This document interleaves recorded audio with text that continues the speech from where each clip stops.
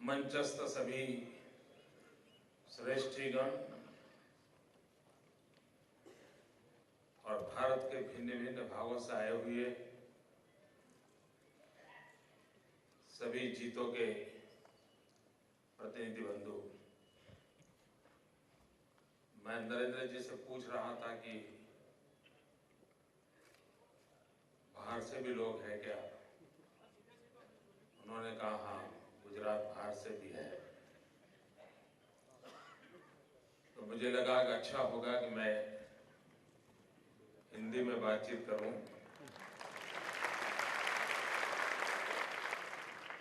जितनी तालियां बजी उससे तो लगता है कि इतने तो है बाहर के।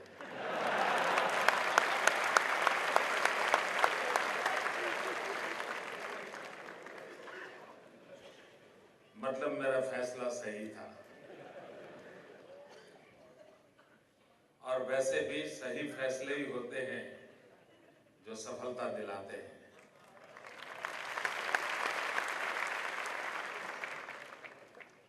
इन दिनों आप गुजरात में जगह कहीं पर भी जाओगे तो हर एक के कान में गूंजता है जीतो।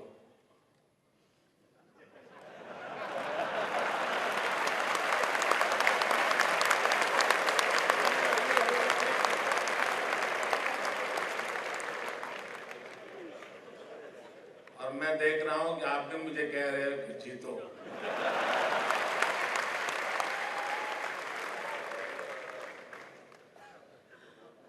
लेकिन आप जब जीतेंगे तभी मैं जीतूंगा।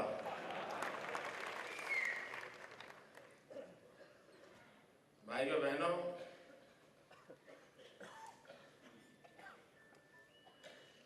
हमारा देश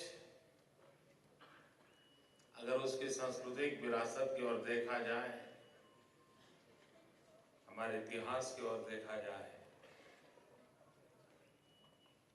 हमारे शास्त्रों की तरफ देखा जाए, तो यह बात स्वीकार करनी होगी कि यह देश राजा महाराजाओं ने नहीं बनाया है। यह देश शासकों ने नहीं बनाया है। यह देश ऋषियों ने, मुनियों ने, आचार्यों ने, भगवंतों ने अपनी त्याग तपस्या से बनाया है।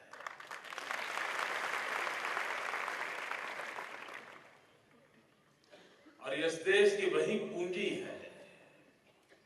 अगर इस देश को उस विरासत से अगर अलग कर दिया गया तो इस देश का वही हाल होगा जैसा किसी पेड़ को उखाड़ करके फेंक दिया जाए। कितना ही फला फला पेड़ क्यों न हो, लेकिन अगर रूट से वो उखड़ जाता है, अपने मूल से अलग हो जाता है, तो उसका कोई भविष्य नहीं होता है। भारत के लिए भी हमारी अपने जीवन की मूलभूत तत्व है, हमारे जो मूलभूत संस्कार है, हमारी मूलभूत शिक्षा है, दीक्षा है, अगर उसको हम पाएंगे नहीं, रक्षित नहीं करेंगे, तो दुनिया में अनेक समाज नष्ट हो चुके एक दिन हमारे लिए भी आ सकता है कि हम भी इतिहास के झरोखे में जगह लेकर के इस भूभाग पर से नष्ट हो जाए, और तब जाकर के जीवन को कितनी ही ऊंचाइयों क्यों न प्राप्त हुई हो, शिक्षा कितनी ही क्यों न मिली हो, धन संपदा के कितने ही ढेर न लगे हो, उसके बावजूद भी यह आवश्यक होता है कि हम अपनी जड़ों से जुड़े रहे। और जीतों का यह प्रयास है कि नई पीढ़ी को भी जीतों के माध्यम से अपनी जड़ों से जोड़ने का प्रयास हो रहा है। मैं जीतों को अभिनंदन करता हूं, और मुझे जीतों के कई कार्यक्रमों में जाने का अवसर मिला है, और मुझे तब खुशी होती है कि जब विश्व भर में फैले हुए हमारे सभी बंधु जीतों के माध्यम से उन जड़ों के साथ फिर से ज्यादा गहराई से जुड़ रहे हैं। ये प्रयास अपने आप में राष्ट्र की शक्ति को बढ़ावा देने वाला प्रयास है, समाज की शक्ति को बढ़ावा देने वाला प्रयास है, पारिवारिक जीवन में शक्ति देने का प्रयास है और व्यक्तिगत जीवन में भी उच्च मूल्यों की ओर जाने की प्रेरणा देने वाला प्रयास है। और उस प्रयास को मैं बहुत बहुत अभिनंदन करता हूं, बड़े पूरे मन से मैं उसका साधुवाद करता हूं।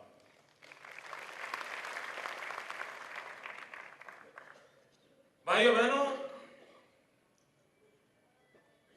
यह देश जिस भूमि पर महावीर हुए हो, जिस भूमि पर बुद्ध हुए हो, जिस भूमि पर आदि शंकर हुए हो, जिस भूमि पर महात्मा गांधी पैदा हुए हो, और हर किसी ने एक स्वर से अहिंसा की बात कही है।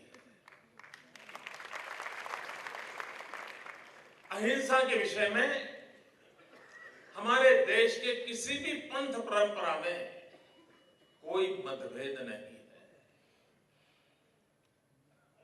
और हम जब पश्चिम के कभी कभी बातें सुनते हैं तो बड़े अभिभूत हो जाते हैं, वाह, पश्चिम में कैसा सोचना है। हम अगर अंग्रेजी में सुन ले कि इसे लिव एंड लेट लिव, तो हमको लगता है वाह वाह वाह, दुनिया को क्या बड़ा तत्व ज्ञान मिला है। लिव एंड लेट लिव, जियो और जीने दो। दुनिया को ये पता नहीं है, मेरे आचार्यों ने, भगवंतों ने मुझे इससे भी ज्यादा एक कदम आगे सिखाया है। हम ही लोग हैं जो कहते हैं जीवो अने जीवाड़ो।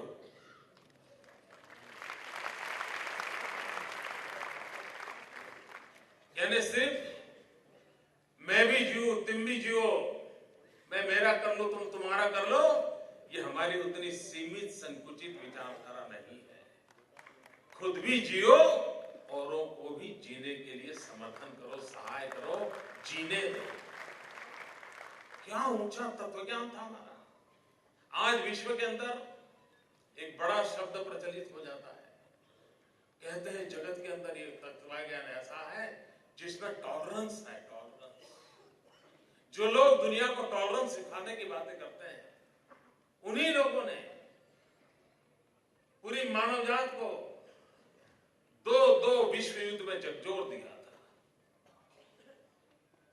2 विश्व युद्धों के लिए विश्व को, मानव जात को जान फैसानी करने की नौबत आई, उन्हीं लोगों के कारण आई जो दिन रात टॉलरेंस की बातें करते थे।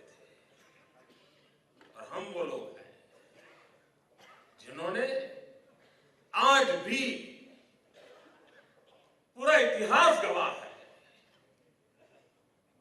कहीं पर भी आक्रमण करके, आक्रांता बन करके किसी जीवन को, किसी संस्कृति को, किसी परंपरा को नष्ट नहीं किया है। और फिर भी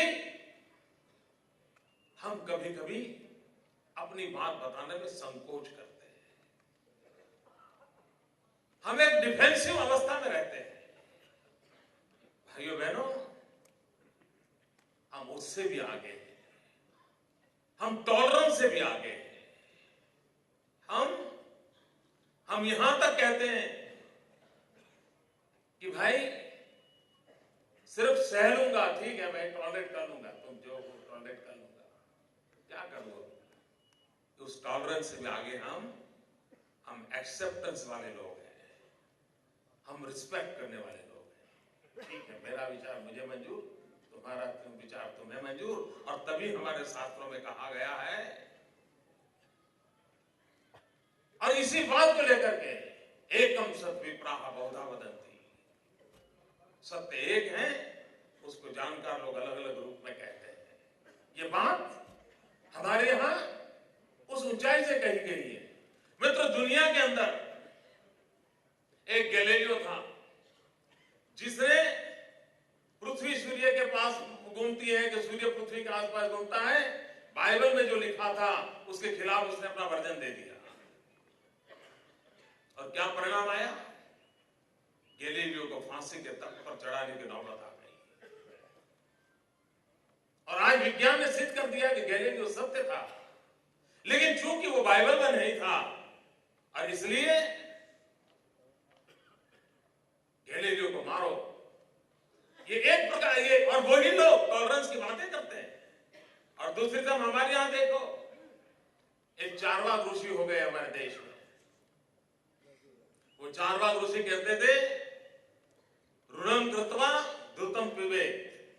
सब जैन समाज के लोग हैं तो ये ज्यादा समझ आएगा कि कर्ज करो घी पियो यार, मरने के बाद कौन देखता है।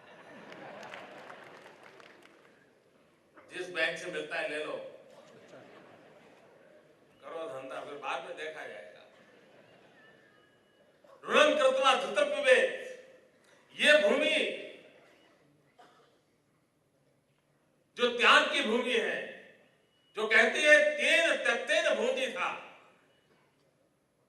त्याग करके भोगो, उस भूमि पर तद्दन उल्टा विचार रखने वाला था चारवाक। वो कहता था ऋणम कृत्वा धृतम पिबेत, कर्ज करो घी पियो मौज करो, अगला जन्म मरण कुछ होता नहीं है, स्वर्ग पर नाम की कोई चीज नहीं होती। एक प्रकार से वो मार्क्स का भी पूर्वज था, पूरी तरह हिंदुस्तान के विचारों से विपरीत था। लेकिन मेरे देश में कभी किसी ने यह नहीं कहा कि चारवाक हमारे विचारों से सहमत नहीं है, इसलिए उसको फांसी पर लटका दिया जाए। ये देश ऐसा है जिसने चारवाक को भी ऋषि माना, अलग चिंतन दिया था, जो इस देश की धरा से जुड़ा हुआ नहीं था, इसकी जड़ों के साथ जुड़ा हुआ नहीं था, लेकिन उस चारवाक को इस देश ने ऋषि की श्रेणी में रखा। ये हमारा टॉलरेंस है भी, एक्सेप्टेंस की ऊंचाई तक का ये मेरा देश है। भाइयों बहनों, हम अपने देश की ऊंचाइयों को पकड़ के जिए तभी तो देश चलेगा। और जब जड़ों से उखड़ जाते हैं तो कैसे भटक जाते हैं, वो आज आपको नजर आ रहा होगा।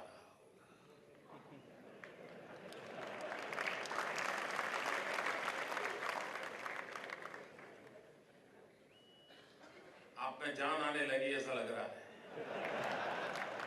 आपको लगता था कि अभी अभी तो पर्युषण के पर्व गए हैं, यही सुन सुन करके थक गए हैं, और मोदी जी ने फिर वही खोल दिया। मोदी जी अपने कैसेट बदले तो ठीक होगा। भाइयों बहनों, मैं जानता हूं क्या सुनना चाहते हैं।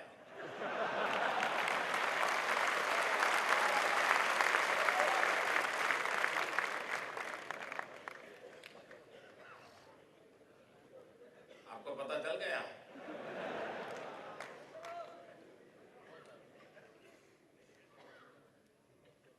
आपके दिल में है उसी की आवाज को मैं पुकारता हूं दोस्तों।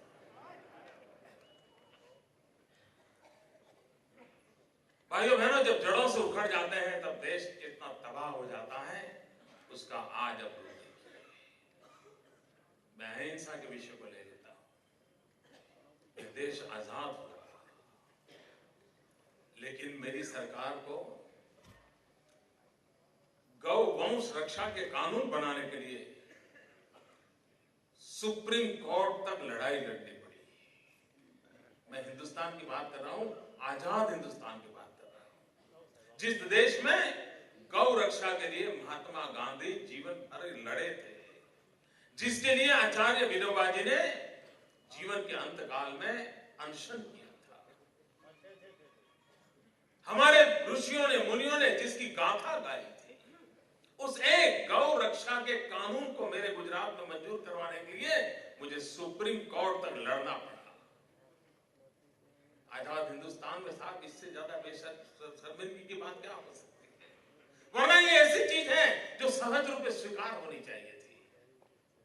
लेकिन आज मैं गर्व से कहता हूं भाइयों बहनों, इस देश में गुजरात पहला राज्य है जो गौ वंश हत्या के कानून को करने में सफल हुआ है, और भारत की सुप्रीम कोर्ट ने उस पर थप्पा मारा। और इतना ही नहीं, भारत की सुप्रीम कोर्ट ने डॉक्टर मनमोहन सिंह जी को भी कहा है कि आप पूरे हिंदुस्तान में गौ वंश हत्या पर प्रतिबंध लगाइए। ये सुप्रीम कोर्ट ने कहा है, लेकिन दिन रात सुप्रीम कोर्ट के गीत गाने वाली दिल्ली में बैठी हुई सरकार सुप्रीम कोर्ट के इस निर्देश को आज तक लागू कर नहीं किया है और हिंदुस्तान में बेरोक टोक गौ वंश हत्या हो रही है। तब पीड़ा होती है। अगर जड़ों से जुड़े हुए होते तो इतनी देर न लगती।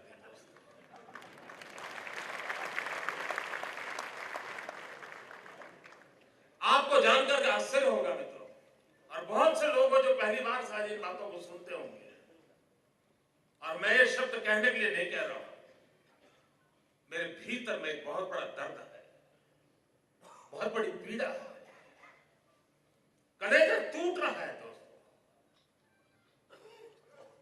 इस देश के किसानों ने हरित क्रांति की, ग्रीन रिवॉल्यूशन किया। गुजरात के किसानों ने व्हाइट रिवॉल्यूशन किया, और पूरे देश और दुनिया में हम व्हाइट रिवॉल्यूशन के कारण जाने गए, श्वेत क्रांति, दूध की क्रांति के लिए।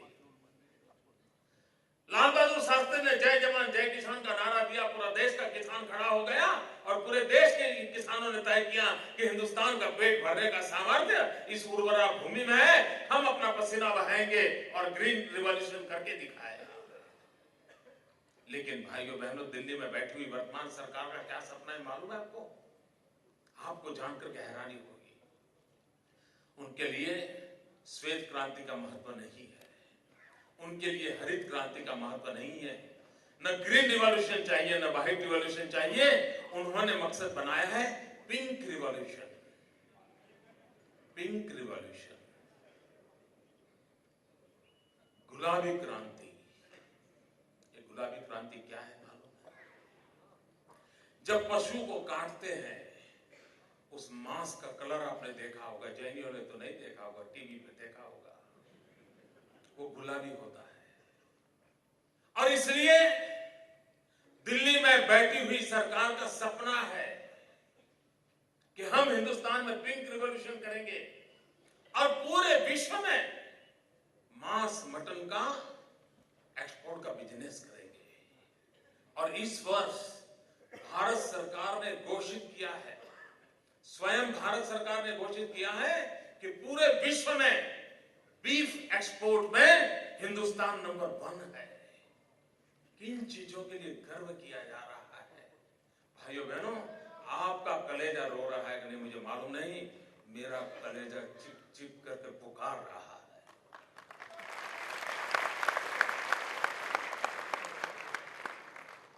और आप कैसे चुप हैं, क्यों सह रहे हैं, मैं समझ नहीं पाता हूं दोस्तों। और इसके लिए क्या क्या योजनाएं बनी है? आपको आश्चर्य होगा, गुजरात का किसान कॉटन पैदा करता है।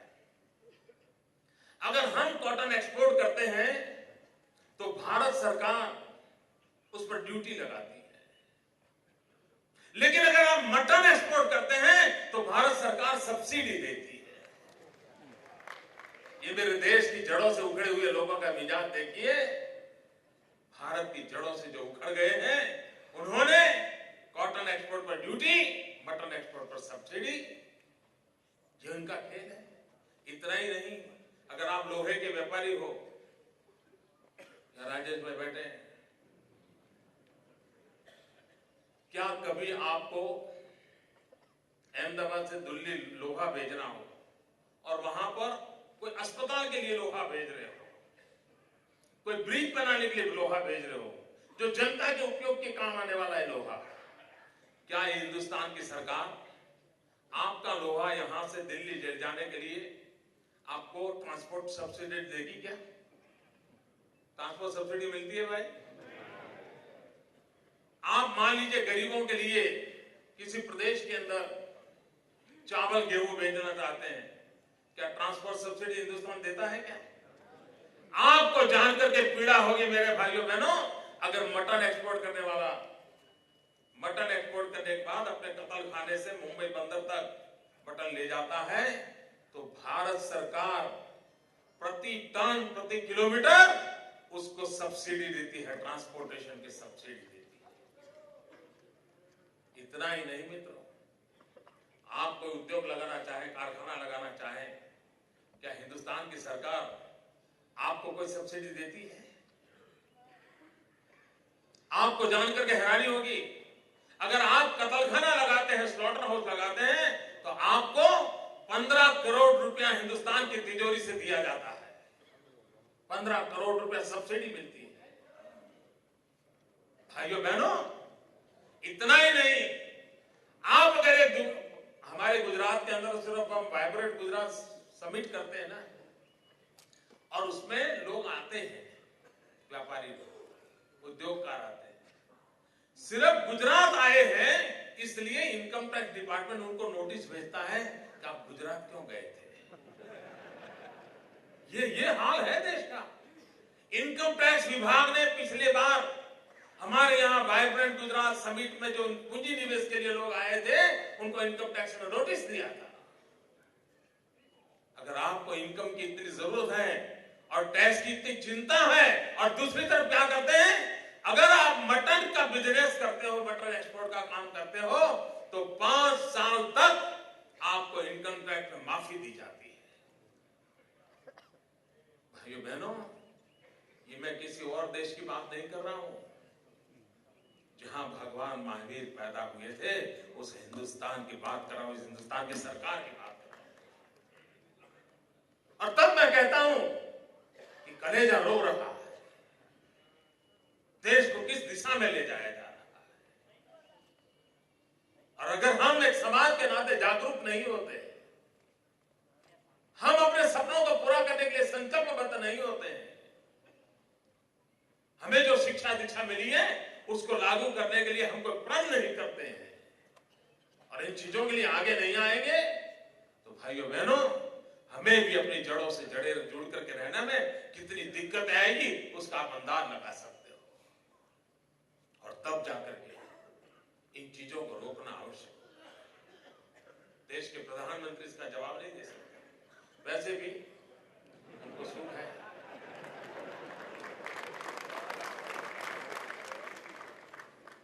जो बोलते ही नहीं है उनसे क्या जवाब मांगोगे।